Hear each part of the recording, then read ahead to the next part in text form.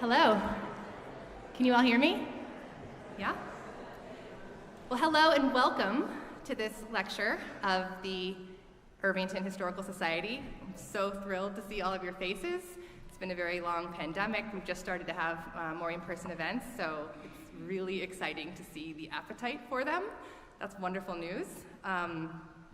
We are so excited to have Greg Steinmetz as the author of a new biography on Jay Gould, here today to discuss the life and legacy of this very complicated figure, with some very deep ties to Irvington and to this building, this beautiful building that we are all sitting in today, Irvington Presbyterian Church. After he speaks, we'll have some question and answer session, and then we'll have a book signing in the parlor directly behind this wall. And that will be thanks to our very good friends at Transom Bookshop. I'll say I've lived in Irvington for about 7 years, and it was kind of a desert before Transom moved in and gave us a great local bookstore, greatly improving the quality of my life and many other people, so I'm so grateful for that. We also wanted to thank Irvington Presbyterian Church, which has graciously offered this beautiful sanctuary where the Gould family worshipped, to tell us a little bit more about Jay Gould's connection to Irvington Presbyterian Church. Our pastor, Reverend Dr. Blaine Crawford, will start things off this evening with a few words, and then, he has been the pastor of Irvington Presbyterian Church since March of 2021. He's originally from Kansas, and he previously served churches in Rochester, New York, and Flushing, Queens. This event would also not be possible were it not for another beacon of beauty, calm, and education in our community, Lyndhurst, whose archivist is who introduced me to Greg a few years ago. I know their archives informed his book and have been an amazing resource for all things Gould. And there will be a table in the back parlor operated by Lyndhurst also during the signing, so they'll have things for you to check out. Greg Steinmetz is a journalist, an author, and a securities analyst, one of the rare cases of someone from my line of work, I'm a journalist, who went from writing about the world of finance to participating in it. He spent 15 years as a journalist working for the Sarasota Herald-Tribune, Houston Chronicle, Newsday, and the Wall Street Journal, where he served as a bureau chief in Berlin and London. We did not overlap at the Journal, but talking to some of my former colleagues who work with him, they said he was famous for filing 4 liters, which is like our jargon for front page story, and very famously has been described by one of the previous editors as having the gestation period of a llama. He filed 4 of those in a week. At least that's the lore of the Journal, so he looms large in our memory there. Today he works at a money management firm in New York, but he continues to write. His first book, The Richest Man Who Ever Lived, The Life and Times of Jacob Fugger, was heralded by Andrew Ross Sorkin as one of the best books of 2015. His second book, the one that brings us here today, American Rascal, How Jay Gould Built Wall Street's Biggest Fortune, was published by Simon & Schuster a few months ago and touted as lively, succinct, and altogether admirable by the Wall Street Journal. He holds a bachelor's degree in German and history from Colgate University and a master's degree from the Medill School of Journalism at Northwestern University. We are thrilled to welcome Mr. Greg Steinmetz, but first, Reverend Crawford.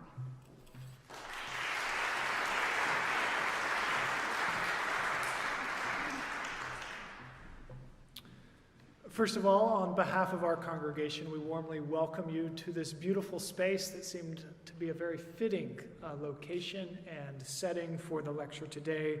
We welcome Greg to the lectern as well. It's such wonderful to have all of you here with us today as we listen to this lecture.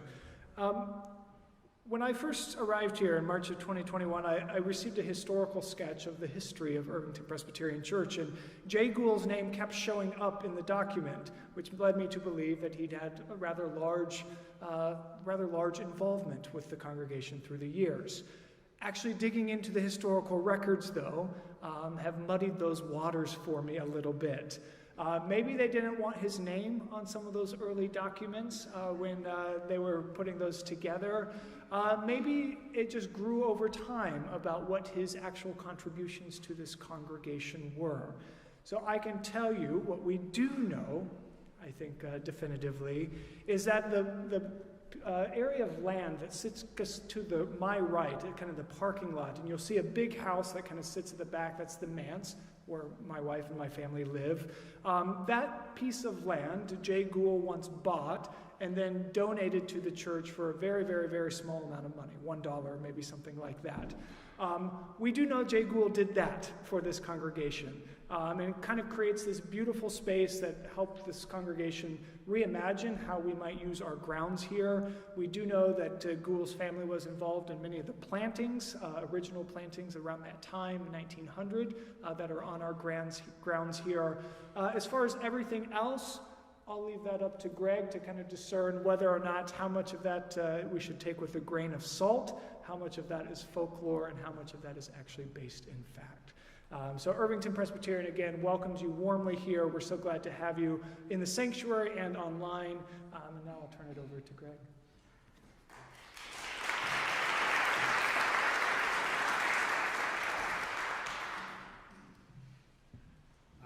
Thank you, Blaine. Thank you, Keach. It's great to be here. This is one of the first ones that I've done with slides. I don't have any pictures in the book. I thought, okay, I'm going to let the words tell the stories, but my friend Martin over there has been bugging me, put some slides in the talk. Keach liked the slides. I get a little nervous with technology. I was listening to some Yale professor speak once about anti-poverty programs in South Africa or something. He had his PowerPoint. He hooks it up. What comes up on the screen for everyone to see is not his PowerPoint, but Match.com. He was, so there's this online dating app. Maybe he put it up intentionally. I don't know. So he clicked over that. I'm a little bit nervous talking to this group because this is a group of people who know about history. And they know about the history of this part of the country and this area. And I'm sure there are people in this audience who know things that I don't, who, as the person who has written a biography about Gould, should know. Even worse, there might even be some Gould family members out here. I don't know. Because they're out there. I just don't know many of them, but they're still alive and well. This first slide, this is the same presentation basically that I gave at the Larchmont Yacht Club on Friday. And the reason I thought I'd just keep it in there because it's very local stuff. This is the American Yacht Club in Rye. Jay Gould had and I'll get into all the stuff about why Gould's important, why he changed the world, all that, but just to contextualize this a little bit. Gould was the founder of the American Yacht Club. He had a 256-foot steamship. He wanted to join the New York Yacht Club. They wouldn't let him in because it was robber baron. A lot of people thought he was a bad guy. So he starts his own club. He never actually set foot in this clubhouse. He wanted the clubhouse not to be in Rye, but in Bay Ridge, because it was closer to where his parking lot, when he would commute in every day, taking his boat from down the street here at Lyndhurst, go all the way down the Hudson, around into Brooklyn, park the boat in Brooklyn, and then take a little boat over to Wall Street where he worked. So anyway, he founded the American, so we can go to the next slide. He was also a member of the Larchmont Yacht Club, and this was hard to believe. As journalists will understand, this was the lead story in the New York Times. It was, I think, July 5th, right after a 4th of July race. It must have been a slow news day in 1883. The newspaper cost 2 cents, and I guess you got what you paid for it, because you get yachting results instead of foreign news or what's going on in Washington. So he was a member of the Larchmont Yacht Club, another local connection. All right, next, please. This isn't Jay Gould. This is Jesse James. Wanted, dead, or alive. Why am I showing Jesse James? Well, at the same time that Jesse James was robbing banks and sticking up trains out west, Jay Gould was doing the same thing on Wall Street. It was the Wild West on Wall Street. There were absolutely no rules. Insider trading, go ahead. Pump and dump schemes, inflate the price of a stock on bad information so you could sell it to the unwitting, ignorant public, go ahead and do that. Have a public corporation and have a side corporation on the side where you could funnel contracts over without having to disclose that, go ahead. There are no rules whatsoever. The same applied to the way justice worked. There was vigilante justice was going on in this era, and that's something that Gould was both user of and a victim of. So there's Jesse James. So as we talk about Gould, let's keep in context what was going on. Jesse James, very violent stuff. One of the things that appealed to me about Gould was that in telling the story, it wasn't just a bunch of financial stuff. There's a kidnapping. There's Gould at the head of a militia where, leading the charge, firing a musket, he was able to reclaim a property that one of his partners stole out from under him. There is a murder. There's a bomb explosion where a terrorist throws a bomb at Russell Sage, another Westchester figure who was one of Gould's business partners and who shared an office with Gould. There's all sorts of stuff going on there. There's a lot of action. My dad was a World War II veteran. He judged World War II movies based on how much action they had. And in telling the story about Gould, there was a lot of action. So, please. This is when Jay Gould was a young man. Look at that confident gaze, the scowl, right? Looking very Wall Street with his tight starch collar and his bow tie. He was a very, very determined individual. Very self-confident because he was always the smartest guy in the room. As a biographer, you don't want to get bogged down too much in the early history because it's kind of boring and, childhood isn't what makes someone famous, what they do as a child. But in Gould's case, telling about his childhood was important because it was a way that I could make Gould, who, as I've explained, I think was the biggest robber of all the barons, was a way to make him sympathetic. If you know your Disney movies, what happens at the start of Bambi? What happens at the start of Nemo? What happens at the start of Jungle Book? They off the mother, right? Either she disappears off stage or she gets killed. Like in Jungle Book, there's blood just splattered on the screen. It's awful. And Gould's mother died when he was 4 years old. He was essentially raised by his sisters. Some of them died in childhood. His father was a drunk. One day, the sisters came home when Gould was still a little guy. They said, where's Jay? And it turned out Dad had locked Jay in the basement. The dad was an alcoholic. He forgot he had put him there, and the sisters saved him. I think part of Gould's motivation to be rich was to save his own family from these sort of trials and hardships. So Gould grew up in Roxbury, which is in the Catskills, about, an hour and a half from here or so. His dad was a dairy farmer. He made cheese. It was sold in Albany and in the city. Gould knew very early on, despite what his father wanted them to do, which was become a farmer like himself, that he wanted to be rich. And he had no idea how to do it, but he did see some people making some money as surveyors. And at the age of 14 or so, he taught himself how to be a surveyor, got some contracts to make maps, traveled all over the Catskills, just regardless of how bad the weather was, how cold it was, making maps. He worked himself so hard that he almost died from typhoid fever. It was some respiratory ailments, some that was bothering him all his life. But he just worked his tail off. He would get up at 4 in the morning and by candlelight would do his homework and then go to his job in the afternoon. And that led him ultimately to the tanning business. Okay, let's go here. Okay, here he is older. A lot of guys had beard in those days. One of my favorite paragraphs in the book is when I point out that 6 U.S. presidents in a row had beards during this time, and that was most of the rest of history. He didn't have beards. You can maybe even tell what the guy had for breakfast looking at what's in the beard there. Okay, so there's beard as an older guy, and then if we go to the next slide, we see something called Pratt's Rocks, which I think is up by Route 23, up in the Catskills. A guy named Zadok Pratt. He was the richest guy in New York before the Civil War. He went on to become a congressman. He founded the Bureau of Statistics. He's quite a guy, but he's very full of himself. And he carved his likeness. He got this guy to carve his likeness into the rocks, which you can see driving down the highway.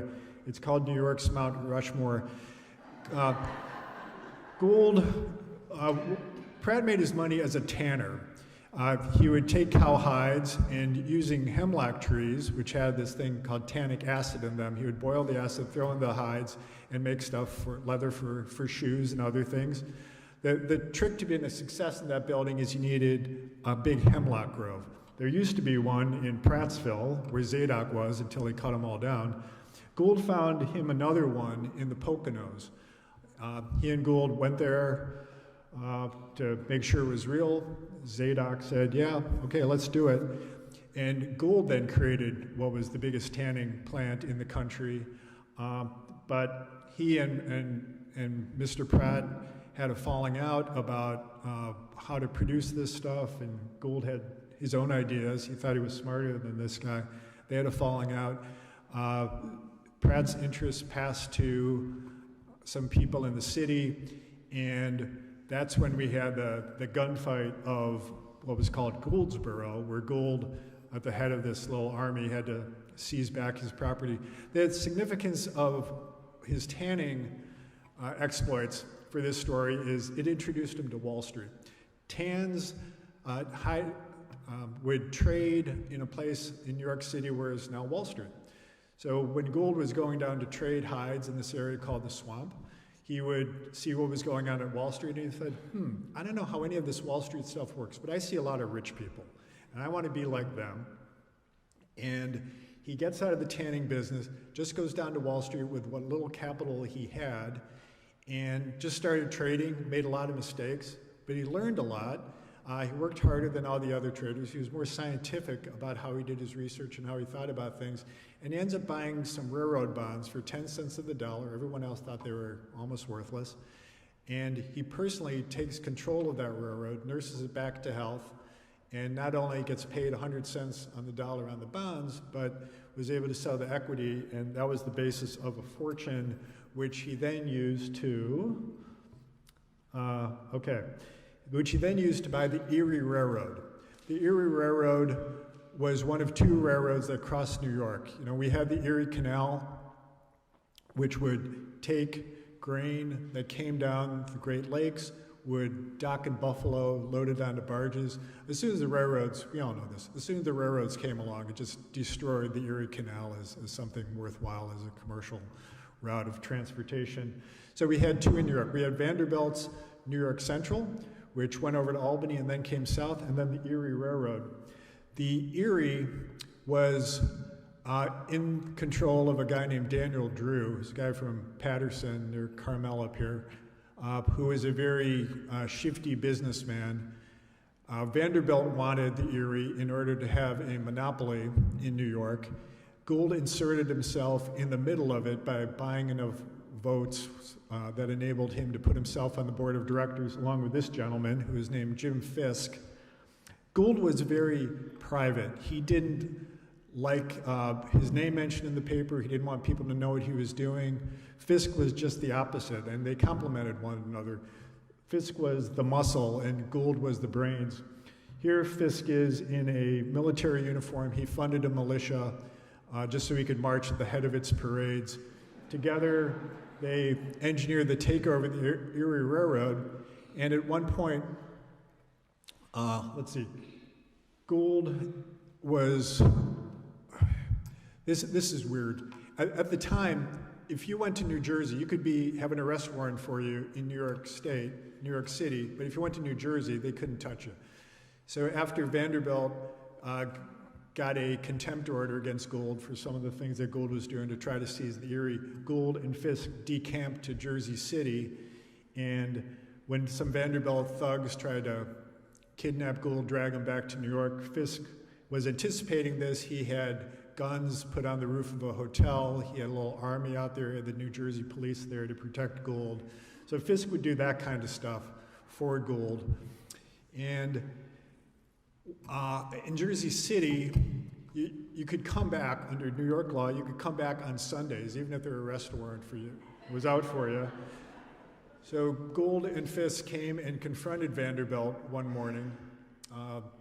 Fisk, unlike Gould, who was very polite and shy, Fisk didn't have any compunction. He just, knocked on Vanderbilt's door, opened it up, walked in, went right to Vanderbilt's bedroom, and he was there to negotiate a settlement in their fight over the Erie, but he got distracted because Vanderbilt had on a very fancy pair of shoes with brass buckles. And as Fisk is thinking about negotiations, he's really more interested in Vanderbilt's shoes. But they ultimately do come to a settlement. Gould takes control of the Erie, and the woman on this side is named Josie Mansfield. That was, Fisk was married, but she was his paid girlfriend. She didn't love him. He loved her. Sad story. He was just completely smitten with her. And as he and Gould are doing their little financial adventures, he's carrying out this very well-documented romance with her. The New York press just loved writing about these people because everything that Fisk did was public. About this time, right after he takes control of the Erie Railroad, he uses it to pull off his greatest caper, which was his attempt to corner the gold market. The U.S. government had a big pile of gold in New York City, and by either buying more gold or releasing some of their gold, they could control the price of gold. The government wanted to drive the price down for some monetary policy reasons. Gould thought, if I can get the government to reverse its policy, make the gold price go up, and if I owned a bunch of gold before it did that, I could make a lot of money. So he thought, well, the way things work in politics is you just bribe people and you can make anything happen, and I have the money, thanks to the Erie Treasury, to bribe President Grant. Well, it turns out President Grant himself was incorruptible, but he was surrounded by a lot of people who were corrupt, including his brother-in-law. Gould got very tight with his brother-in-law. He employed the brother-in-law to lobby Grant to let the gold price go up. He also tried to bribe the Secretary of Treasury. That didn't work, but he got next best thing. The sub-treasurer, the number 2 guy in New York, was on board, and he would relay to Gould government's plans, what they were going to do for gold. So Gould buys as much gold as he possibly can. It all comes to a head on what was called Black Friday in 1869. Gould gets the price to go up with government complicity here, but it wasn't going up enough. So Fisk goes out onto the floor of what was then the gold exchange and starts putting in these phony bids for gold. He says, okay, I will bid 160 cents on the dollar for gold. He was trying to get other people to follow him. The more people who would follow him, the higher the price would go, and at the same time the price was going up. People are buying gold. That allowed Gould to sell it. So Gould was selling as Fisk was buying. It all came to a head when the government said, oh, this is crazy, the gold price is just too high. The government started releasing gold, drove the price down. Gould by that time was safe, but Fisk was left holding the bag. And what happened next was, in order to save Fisk from going to jail for entering into these false contracts, Gould starts bribing judges. Boss Tweed was his business partner. Tweed got a little skim on everything Gould did. So Tweed got his judges and others to let Fisk off the hook. And then it brings us back to our story with Josie. A couple years after that, they're involved in this love triangle. Josie has a boyfriend. They try to blackmail Fisk to give him a bunch of money not to release what they said were incriminating documents that would put Fisk in jail. Fisk goes to court, gets a blackmail conviction against this guy. Half hour later, the guy leaves the courthouse, buys a gun, confronts Fisk in the Fifth Avenue Hotel, and blasts him in the stomach. And he's dead a couple days later. I don't know if Josie was sad or not. But, okay, so we have done the gold caper. We've done the Erie. Okay, next slide. Gould, yeah, it's interesting. The reason I wrote this book was I was looking, after writing about this Renaissance banker, who was a very important guy because he allowed Spain to conquer half the world with his loans, and he also provoked Martin Luther to start the Reformation. Two very big things. Blaine will appreciate the Reformation. Maybe not. So my editor said, okay, let's do another one of these biographies, but tell me about someone who speaks English, and tell me about someone who's a little more contemporary. So I go through this list of rich people. There's this guy, Jay Gould, number 13th on the list, between Warren Buffett and Marshall Field. He was the only other guy on this list besides Buffett, who made his money on Wall Street. And I didn't know much about him. I thought, this is some robber baron guy. I don't know anything. And it turns out USA Today didn't either, because although they got some of the facts right about Gould, they showed a picture of his grandson. Because no one knew anything about this guy. Gould died with as much money as Rockefeller, as much money as Carnegie, as much money as, who's the third one? Vanderbilt. But we don't know about him. The reason we don't know that much about him is he died when he was 56 years old. Yeah, he funded this church, but that was about it. He didn't do Carnegie Hall, he didn't do Rockefeller Center, he didn't do Vanderbilt University. All those things were done when these other guys were at least in their 70s. Rockefeller was, I think, 90. He was still alive when they started breaking ground in Rockefeller Center. Gould would have given his money away, I think. New York University had his hooks into Gould, but he died before he could write the check. And for this reason, Gould's still kind of obscure, even though during his day he was as famous and as rich as any of them. And that was the opportunity to write the book. But moving on, he was his financial exploits were well publicized, and this is a editorial cartoon, not from a U.S. magazine, but from the British magazine Punch, and it just talks about, okay, here's this Gould, playing bowling with Wall Street here. That's a picture of what Wall Street looked like back in the day, and Gould would do these things. One thing he did, he owned the Union Pacific Railroad for a time. And then he decided, the Union Pacific, they've got a lot of debt. I don't know if this is going to work for me. He went and bought a small railroad called the Kansas Pacific, and he turned it into a competitor with Union Pacific. And he went back to his former friends on the board of the Union Pacific and said, okay, I know that when I bought this little railroad, it was about 1/10 of your size, but you know that I'm very good in finance. I'm going to build this thing into something that will destroy you. So either you sell me the Union Pacific at a great price, or I'm going to destroy you. And because of all the stuff Gould had did previously and about all the resources he had, they agreed to sell, and he made a fortune on that deal. One of the easiest of his financial deals is to illustrate is how he got control of something called the Manhattan Elevated, which was the precursor to the subway in New York. It was publicly traded. Anyone could buy stock in it. The stock was trading for about $50. Gould owned a newspaper, the New York World, and for a while there, every day, he would have his people write stories about how the Manhattan Elevated was garbage, it was going to go bankrupt, there was fraud going on. Once he had scared investors into selling this thing and drove the price all the way down to $15 from $50, he bought it. And lo and behold, as soon as he buys it, the New York World changes its editorial position and talks about how great the railroad is. Stock price goes right back to $50, and Gould made a bunch of money.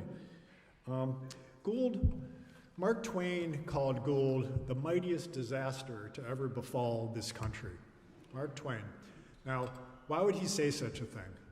He said it because he thought Gould was so good at being a Wall Street crook that he would inspire others to do the same. He said that Gould forever corrupted the morals of America. Well, we know what happened to Wall Street morals after Gould. They certainly didn't get any better. And was Gould an inspiration? Sure. He was the best at it. Now, there's this dual nature of Gould. Gould was this brazen criminal, would do whatever it took to make money on Wall Street, some of it legal, some extra legal. But there's this other side of him. He was a loving father and a devoted family man. I mentioned before, this book has kidnapping, it's got a bomb explosion, it's got all this other stuff. There's not a lot of sex other than the Josie Mansfield thing, because Gould was a loyal and devoted husband. HBO has a series now called The Gilded Age. Maybe some of you have seen it. It's a nice story. The lead male character, was it George Wilson? Is it George? Yeah, it's based on Gould. Has the beard, has the Fifth Avenue mansion, some of the stories. It's kind of a composite. There's some vignettes that come out of Vanderbilt. Some of them are Gould related. But the thing that's most Gould related is his wife, the story about her and her efforts to break into New York society. Gould's wife, Helen, she desperately wanted to get invited to the Astor's parties. She had 2 daughters. She wanted to marry them off. And in the HBO story, that is really sort of the thing that holds that story together. And so Gould, when I think about, was Gould a bad guy? I think, yeah, he was. But one thing we've got to remember is he wasn't always trying to rob widows and orphans. A lot of times he was trying to do to others, other fat cats, what they were doing to him. And in most of his capers, it was guys playing cards together, trying to deprive others of their riches. Okay, let's see. We can go to the next one. These are some of the people that Gould crossed paths with. I told you about General Grant. Daniel Drew with the guy at the Erie Railroad. That's Vanderbilt up there on the upper right. Vanderbilt called Gould the smartest businessman he ever dealt with, and that's saying something given how successful Vanderbilt was. John D. Rockefeller said the same thing. Gould didn't cross paths much with Rockefeller, but Rockefeller knew of what Gould was up to. Rockefeller was in Cleveland buying refineries left and right before he moved to New York. He would read about Gould and was amazed by his exploits. Okay, and we recognize this guy in the bottom there. That's Thomas Edison. When he was a young man, he did some business with Gould. One of the most successful business in America that wasn't a railroad was the Western Union Telegraph Company. Gould wanted to buy the Western Union. It dovetailed very well with railroads because you would run your wires along railroad tracks. Gould wanted to buy this. He thought, okay, one thing I can do is if I could use technology to disrupt, popular vernacular today. If I could disrupt the Western Union with technology, I can drive their stock price down and I can buy the thing. He hooks up with Edison, who had a way of sending telegrams 4 times faster than the Western Union. It wasn't perfected yet, but Gould had enough faith in Edison. Gould went out in disguise under the cover of night to meet with Edison in Newark. Edison came to New York and snuck in the back door of Gould's house so no one could tell what they were up to. They did a deal together. Gould made him his chief engineer of a new telegraph company. Edison never got the technology working, so that scheme didn't work. But a couple years later, after Gould had by then acquired 15%, or 1 in every 6 miles of railroad track in the country, he was able to create a legitimate competitor to Western Union, and he used that to compete with Western Union, start a rate war, drive down Western Union's profits and stock price. The board of directors of Western Union, who very much wanted their dividends, said, we can't have this go on. Let's just sell to Gould. So Gould was able to buy Western Union. The leading shareholder of Western Union was Vanderbilt's son. He did not have the stomach and ability of his father, and he just let Gould have this thing. He ranted and raved, but Gould was ultimately victorious.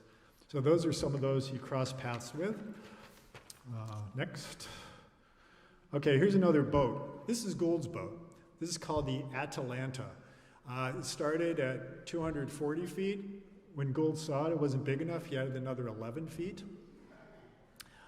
It's a monster. The propeller was 10.5 feet wide. Gould had a staff of 59 people on that thing.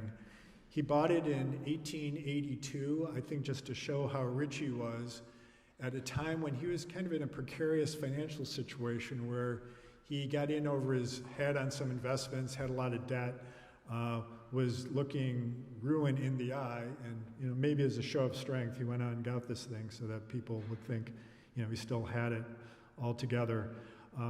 He would commute, as mentioned. He would go down from Brooklyn, come up to Lyndhurst, His daughter would come down in a horse-drawn carriage, pick him up at the pier, and drive him, a few blocks up to the house. So that's that boat. And then next slide.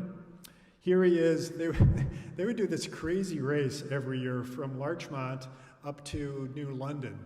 And I love this, the way the water just crashing on the sides of the boat here. You got these giant boats there wasn't a lot, you didn't have to have flares on the boats in those days. There wasn't a lot of safety precautions. These people are just going nuts. There are these giant boilers on there. If you know your history of, Mark Twain and the Mississippi, boilers would sometimes blow up and kill everyone anywhere near them. And they would just race these things all out. In the first year they had this race in 1883, Gould won in the time of 4 hours, 30 minutes, which is about 20 knots, which is fast. If you were to sail that route, it would be about 90-mile route, it'd be about 15 hours. So Gould won the first year. The second year, okay, let's go to the next one. Some of you might recognize this. It's a Herreshoff sailing boat. It's a fabled design from the 1880s. A lot of people around here still have these boats. That boat was designed by a guy named Nathaniel Herreshoff. Next slide is a boat called the Stiletto, which was designed by his older brother. It was a steamship, about half the size of Gould's. This guy, J.B. Herreshoff, was blind from the age of 7, and he designed that boat. Amazing. It's like, Beethoven doing the Ninth Symphony when he was deaf.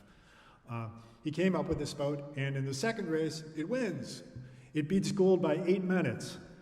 Gould, being Gould, he contested the results.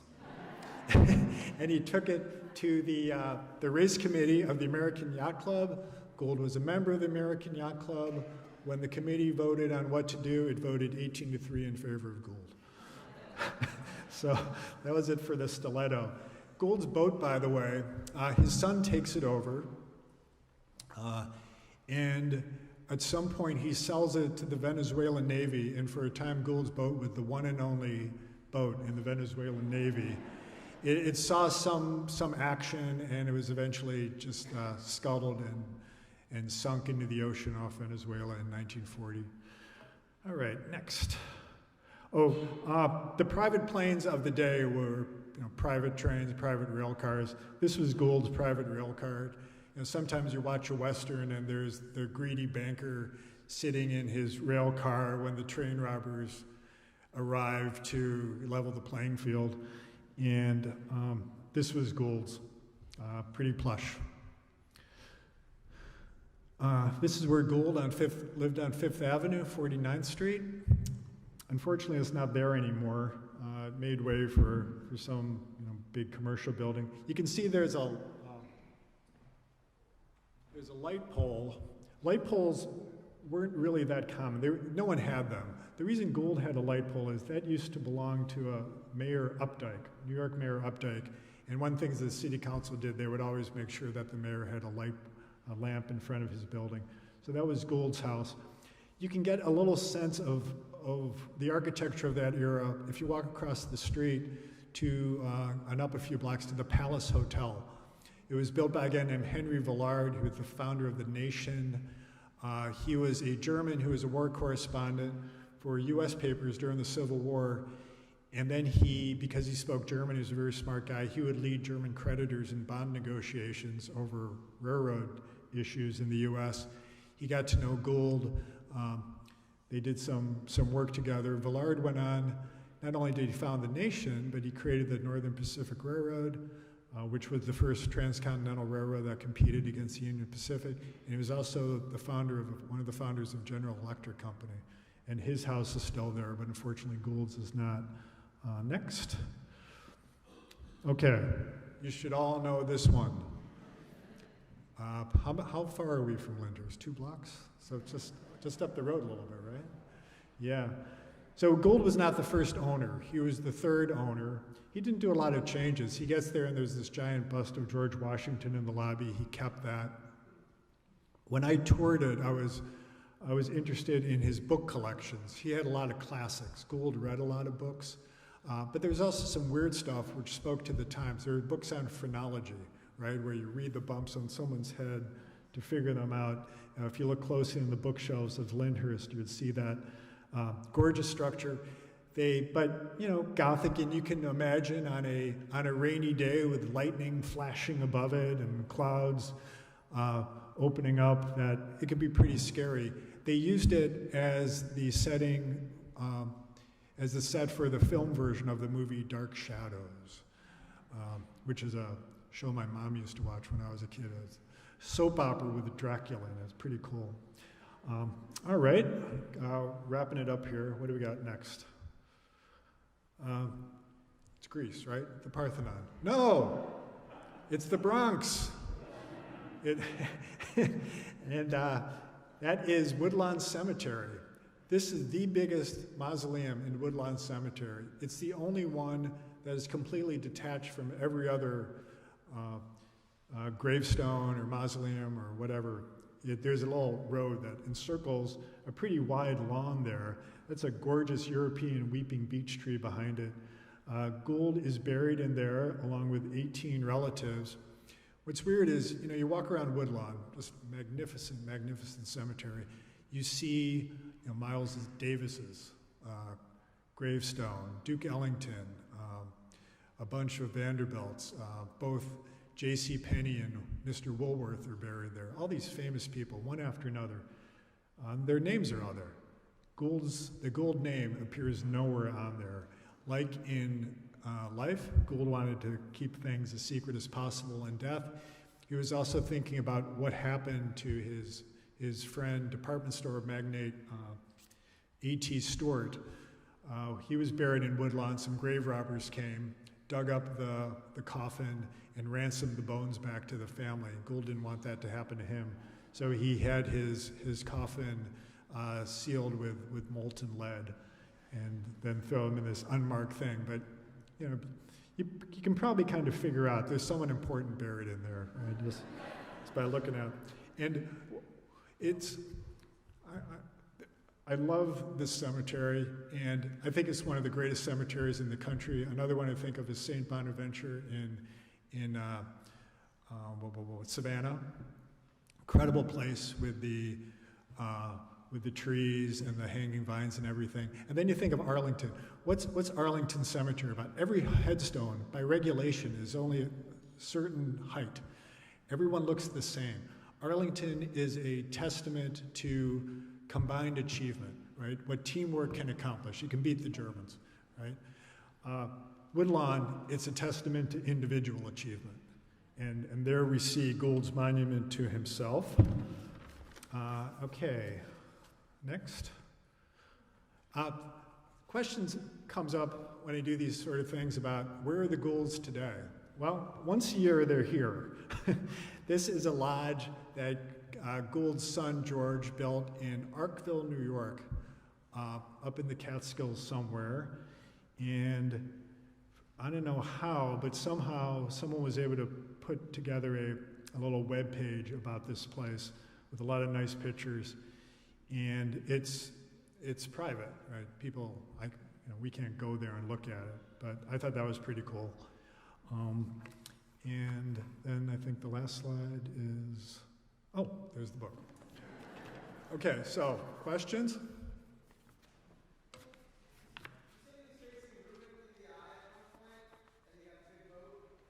I'm sorry, say that again? Yeah. Well, I don't know if that's why, but it was coincidental. At a time that when he was in some financial trouble is when he built the boat. That's not an uncommon tactic, right? If you want to dispel rumors about you being poor, you show how rich you are.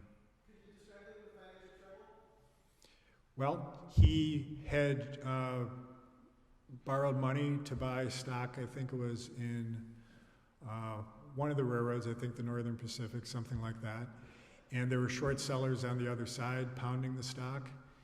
And the stock fell in value, and Gould had to try to pay back loans that were used to buy the stock. And he wasn't, at least not liquid enough. He didn't have ready cash around to pay it back.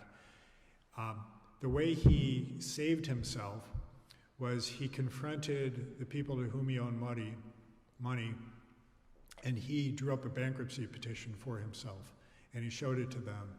And he said, okay, we can do this two ways. One is you can press this, and I will go bankrupt. And when I go bankrupt, it's going to drive down all of Wall Street. You know that. I'm too big to fail. Essentially, that's what he said. And if you do that, you're going to be hurting yourself. You know, you're going to destroy me, but you're going to be hurting yourself too. Or we can reach a deal, and we can, you know, shake hands and walk away. And that's what happened. Yeah. First of all, thank you for writing the book. I thought it was fantastic. One of the things that struck me at the end was how spectacularly George Gould ran through money that was left to him, and despite the fact that Gould entrusted the business to him, do you think that there was any indication that it was going to go down like that? No, Gould was just an exceptional talent for business. And to think that your kid will be as exceptional, lightning doesn't strike twice like that. But he did some stupid things. One is, as you mentioned, he squandered a bunch of money. He built the biggest estate in the country. It was out in Jersey. It's now a women's college in Jersey, Georgiana, I think it's called.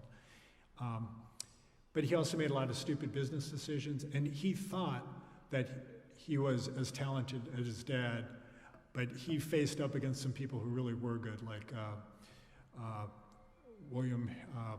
Averill Harriman's father owned a big railroad, and he just plucked George's feathers. Yeah, but Gould had 6 kids. 2 of them actually knew what they were doing. One of them was this woman, Helen, who was very careful with the money and gave a lot of money away, did a lot of good things. And then another son, Edward, who made money on his own on Wall Street. But George was not the guy, but because he was the oldest. Now, Gould was smart in that he divided his money 6 ways. Vanderbilt did the other thing. He gave 95% of it to his son, William, who he did all right with the money. But that's a sad story of what happened with George. Could you tell us a little bit about the conflict between him and Vanderbilt? What was it? It was basically on that Erie Railroad? Yeah. Well, Vanderbilt was a generation older than Gould, and he underestimated Gould. When Gould got on the board of the Erie, Vanderbilt didn't know anything about him. But he learned the hard way that Gould was very smart and able. At one point, Vanderbilt started the price war with the New York Central slashing prices to try to drive the Erie out of business. It got out of hand, and the price went from the equivalent of $1 for a freight car down to giving them away free, 1 penny or something.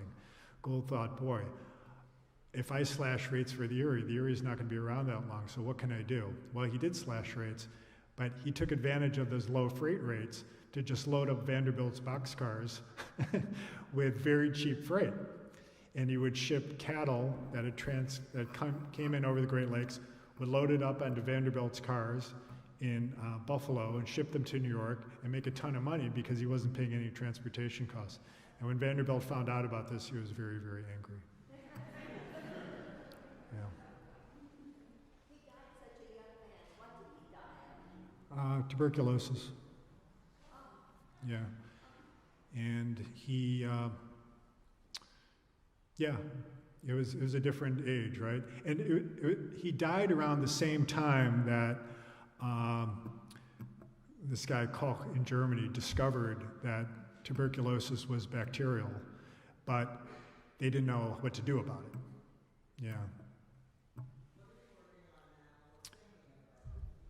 I'm working on a story about betrayal and vengeance in Washington, D.C.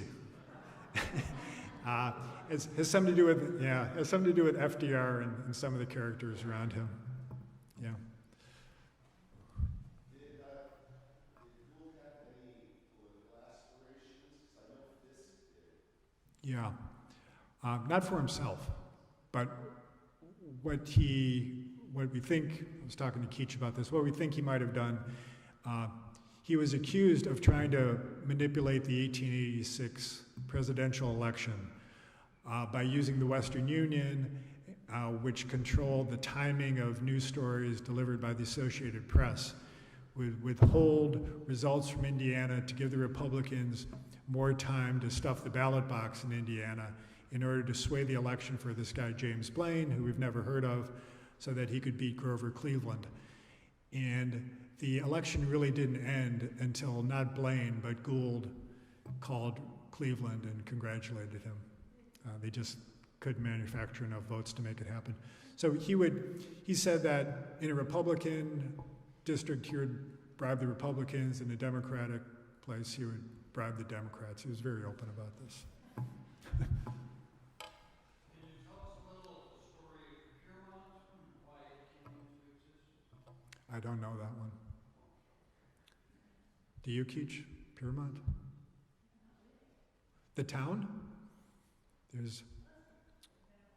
No, the pier itself sticking out into the Hudson. Oh, the pier. No, I'm sorry.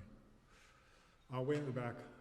I was just going to say that Piermont was built because the Erie Railroad was not allowed to go past that point. So they had to stop the train there and put them on boats to get them into New York City. Yeah, that's why I asked if it was the town, right? Yeah. Okay. All right, let's try that now. Who's next? You mentioned militias earlier in the talk, that both Gould and Fisk had militias, which sounded like personal militias, like we have some of today. Could you say something more about what the purpose of those was between Gould and Fisk? Yeah, the question was they had their personal militias, their little armies that would do things for them. In those days, you're allowed to do stuff like that. If you think about out west, right? The sheriff could only do so much on his own, so he would, deputize everyone who was on his side to make things happen. When Gould took back his tannery, he just gave guns to the workers at the tannery. They supported him because they got their employment from him. But it's interesting, he did it on the advice of counsel. His lawyer said, he went to his lawyer and said, well, what can I do? He says, well, you are the legal owner of this property. That means you can use any violent means necessary to take it back. One thing that was so interesting in my first book is the way the legal system worked is you didn't have a lot of laws, and you didn't have a lot of people trying to enforce the laws. But if you got caught, the punishments were very severe. You would get a hot poker through the cheek, they would cut your hand off. So there wasn't a lot of trial by jury. There's different ways to run a legal system. One is to have very strong deterrence. And vigilante justice was another form of deterrence, and it unburdened the government of having to do everything.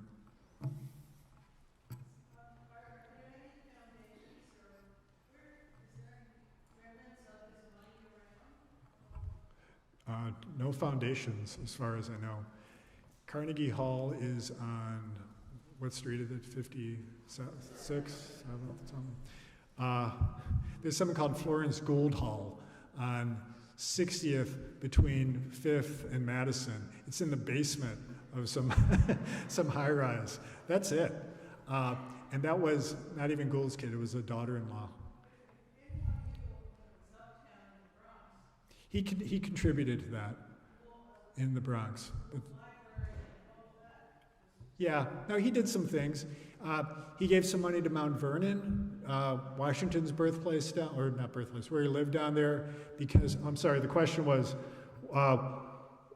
is there a Gould endowment? Is the Gould family still giving things away? Gould's philanthropic activities. Gould went and visited, took his boat down to Mount Vernon with his family. He saw some construction work going on next door to Mount Vernon. He asked the superintendent what was going on. He said, well, this guy is going to build a tavern on that property. Because Gould's father was an alcoholic, I think this is why Gould was a very strong temperance advocate. And he said, well, we can't have that going on in Mount Vernon, even though George Washington himself was the country's biggest whiskey maker at one time. Gould said, we can't have Mount Vernon have all these drunks carrying on across from this sacred space. So he bought up that property and kept it off the market. There was a yellow fever epidemic in Memphis, again, quietly, on the condition that there be no publicity. He gave money to the relief organization, and he told them, don't ask me for money. I would just keep sending it to tell me to stop. So he wasn't a miser, but he would just give sort of arbitrarily if something caught his interest.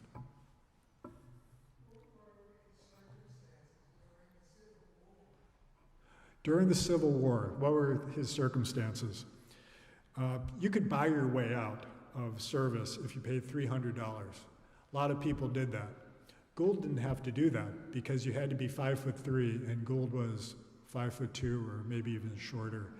One of the ways the press would attack him is by thinking up new adjectives for being short. They would call him elfin, they would call him diminutive, they would come up with all sorts of names, just drawing to attention at a time when physical strength was really valued in this country as a sign of superiority. They would belittle Gould by talking about how little he was. So he got out of the war. He was doing his thing in the swamp with tanning and some Wall Street stuff at the time.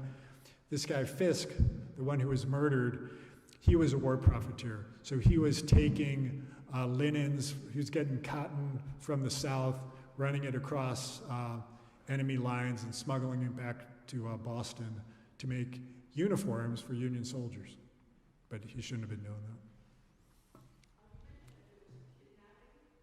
Yeah, the kidnapping, Gould bought enough stock of a little railroad out in Colorado where he could get control of the railroad. The guy who started the railroad didn't want that to happen. He sued. It went to court. The guy who wanted to keep his railroad to delay a court decision that would have gone against him, he kidnapped the judge and kept him holed up in some ranch in Colorado for 3 days until the term of the circuit court expired. And it didn't work because the governor, as soon as he found out about this, he put another judge on a train, filled the train with guys with guns, and justice was served, and Gould got his railroad.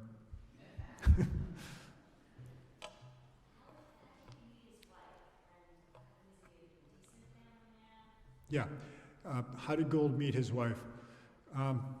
Gould was awkward with women and didn't have a lot of history with women other than his sisters.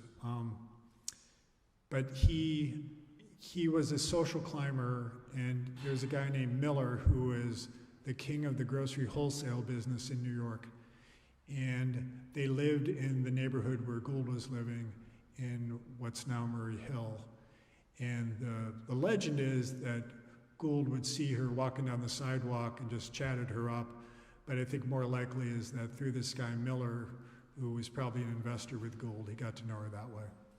And he was a great family man. And he would come home every night, have dinner with his family, and then he would disappear to his library and read, or go to some hotel bar where there were Wall Street people where he could trade information with, but he would tuck his kids in, and he was a good father.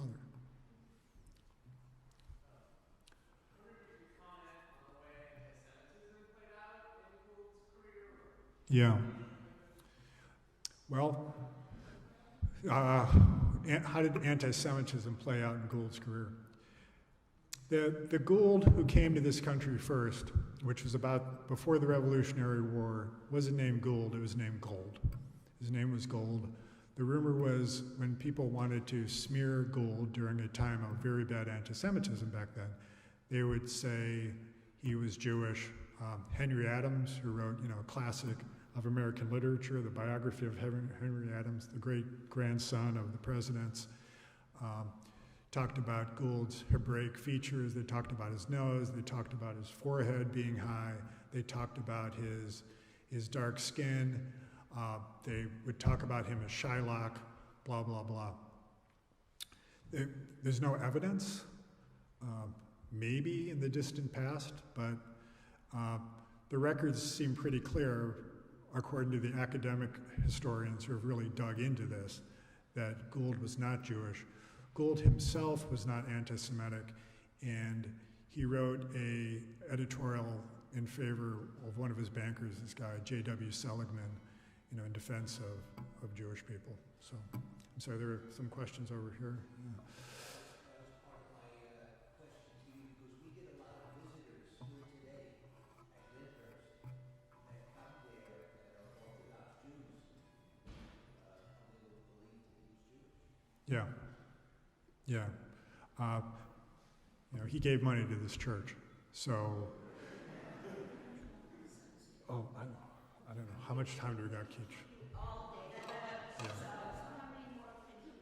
I don't know. How about 3 more arbitrary? And I'll be here later if you want to. Yeah, okay. There's a legend within our church here that there was going to be a tavern built on this property. Gould gave the land to avoid that, and the about Vernon's story may be something that got conflated with that. And so I don't know if we really know the answer fully to that. But it was interesting. Yeah. About Vernon, because that's what our information that we pass along indicates why he gave this land. Yeah, the question or comment was about how the story about Gould buying the tavern property here to keep it out of the hands of drunks and keeping it safe for the church might have been apocryphal because it sounds very similar to what he did in Mount Vernon. But Gould was always talking about temperance. So it rings true that he did it here. And in fact, he told the story about the militia taking back the tannery. He credits his victory to the fact that he paid his people with wages and the other guy was paying them in whiskey. He really did not like drinking.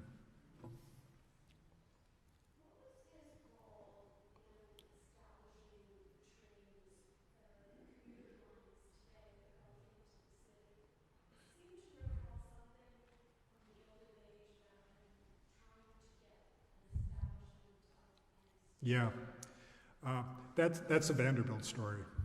Vanderbilt, the question was, did Gould have anything to do with our commuter rails? Well, he did own the Manhattan elevator, which, like I said, was the precursor to the subway. But with the Metro-North lines, those were Vanderbilt lines. And the story that made it into the Gilded Age TV show, Vanderbilt wanted to extend from Grand Central downtown. City Council bought a bunch of stock, and Vanderbilt's railroad gave approval. And once the stock went up, they shorted the stock, knowing that if they revoked approval, they could drive the stock down and make even more money. Vanderbilt outsmarted them and bankrupted quite a few council members. And then he did the same thing a year later when Albany tried to do it. And that story, it's told very well on the TV show. Yeah. Yep.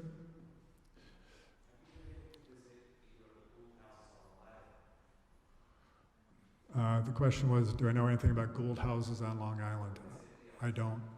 Are there?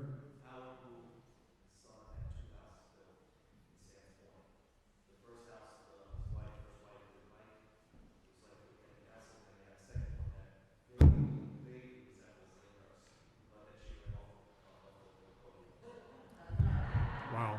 That was one of his sons, huh? Wow. Last question?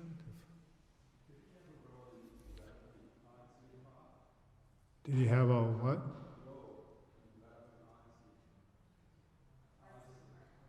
he have a role in developing arts in art? Are you asking?